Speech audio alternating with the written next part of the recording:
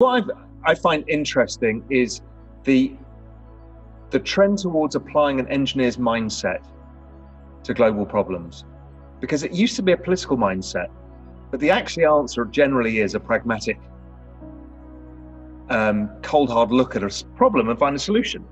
And it's nothing to do with politics, and that creates much better outcomes. The classic example of that is Bitcoin, right? When you want to reinvent a whole monetary system from scratch, that comes out. My whole view with Bitcoin was always that it's much better to be pragmatic and lay out a moderate case, which is that it's a hedge in a portfolio against the sort of traditionalist financial infrastructure. And so many people would get mad because they would anchor on this extremist view that it had to be everything. It had to be the solution and panacea to everything. The problem with that view is that that's just not how you maximize demand, right? When you think about products that really get to scale, there's a simplicity, and what that simplicity gives is people a very simple decision to make. Do I want to use this or do I not want to use it? And so if you want, for example, Bitcoin to get to mass market scale, the most powerful thing that you can do is describe it in simple, pragmatic terms that don't require zealous belief. And so it's just an example to me that sort of reinforces this idea that extremism never wins, and kind of like centrism is sort of the value maximizing function. Yeah, because when I'm looking at that whole world, I see all of the other platforms, blockchains, tokens, and I'm just thinking, okay, well, here's a big, diverse, deep, rich universe. And I can't just see it being about Bitcoin. Yes, Bitcoin's this great asset and it's a wonderful gift for us all, and thank you very much, and we can all make some money. But this whole space, okay, that's super interesting to me, because it is anti-fragile in its overall way, and it offers a whole bunch of solutions to the problem of finance, which is a total shit show. It's true. It just requires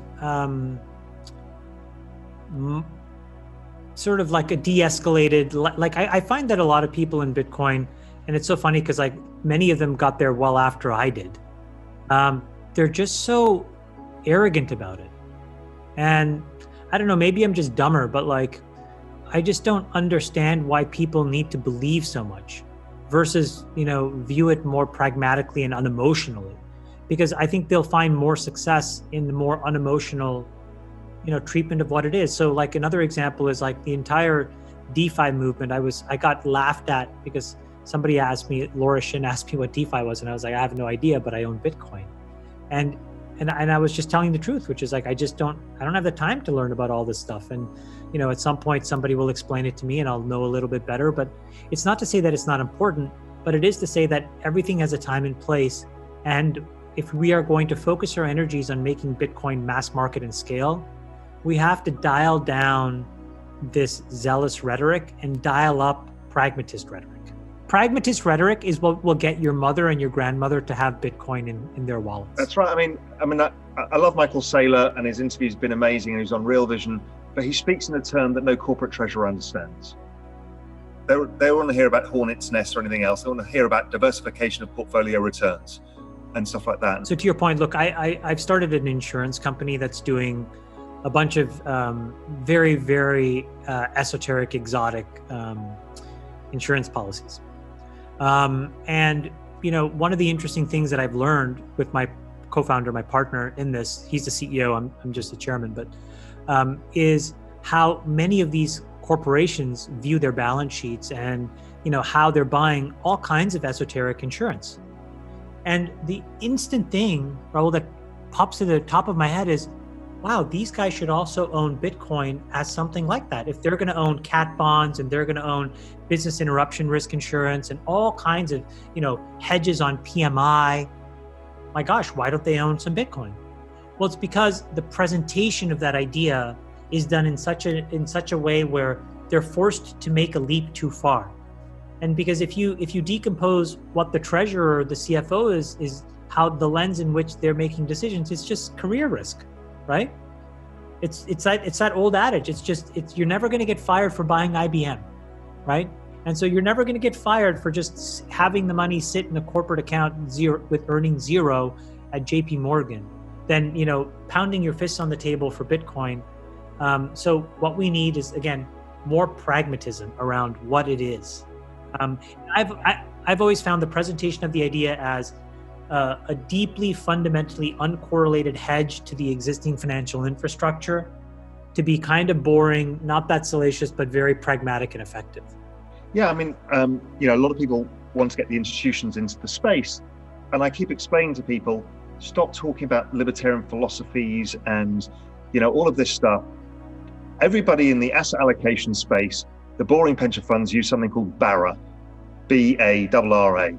It's an asset allocation model. You need to go and talk to them how it fits into the BARA model, and they'll go, oh, perfect, I'll speak to my trustees. It's as simple as that.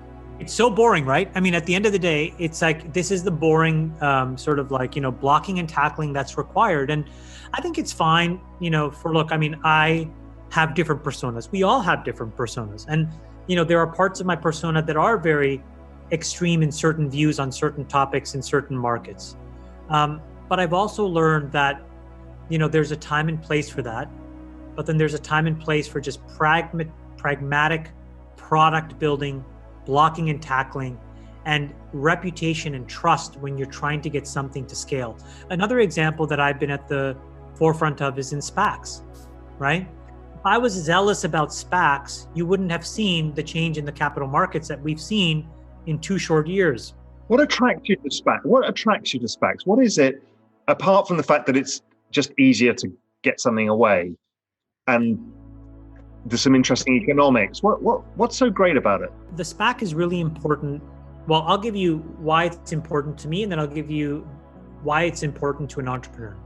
Selfishly for me, it allows me to basically be a conduit and act as a principal while I take companies public, meaning I can use my balance sheet to basically empower companies to fulfill a mission that I believe and underwrite in. And then I can be a big part of them as they grow and scale. And so, the only places to make money in the private technology markets are all the way up front at the Series A, the Sequoias and the Benchmarks and the Andreessens of the world. I used to do that at Social Capital. We did a good job, but it's very hard and the returns are extremely long dated. Or you just wait for these companies to get baked and do it at the back end, where instead of putting in tens of millions, you put in hundreds of millions or billions if you're able to do it. And you own the same amount as they end up owning anyways, 10, 12, 15, 20%. And then you can basically help them grow and scale. So that's selfishly, why I was attracted to a SPAC. But then now you get into the Venn diagram part of why I liked it and why it makes sense for an entrepreneur. It's because you can talk about the future. And the most important thing in underwriting returns, as you and I know, in disruptive technologies, is all about future returns. I don't care about 2019 and 2018. Tell me about 2028 and 2029. What is your plan?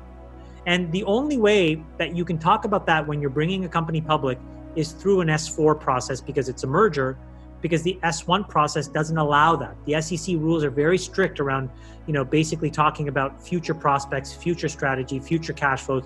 You can't even produce a forecast.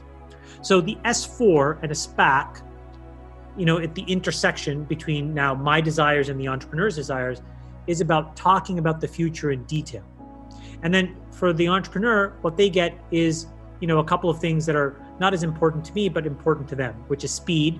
You take an 18-month process and compress it to 100 days, and certainty of price. So you exactly know what your cost of capital is, and you and your board can underwrite that and decide whether that's too expensive or not.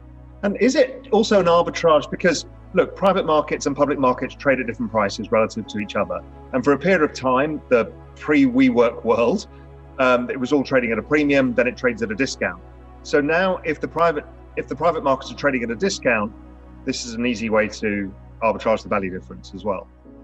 Because it's pretty quick, right? You can take advantage of it.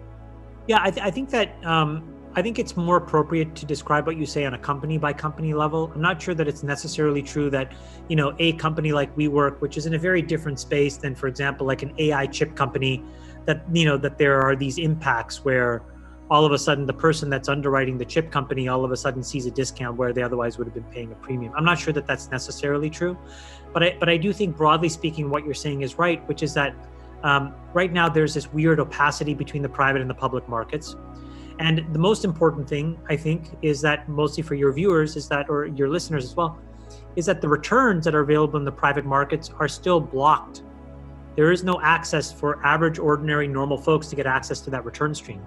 The SPAC does basically do that because it allows you to pull forward the IPO 2 or 3 years into the typical, decision making process that the company has, and then you can own that in an exchange tradable or a market tradable security.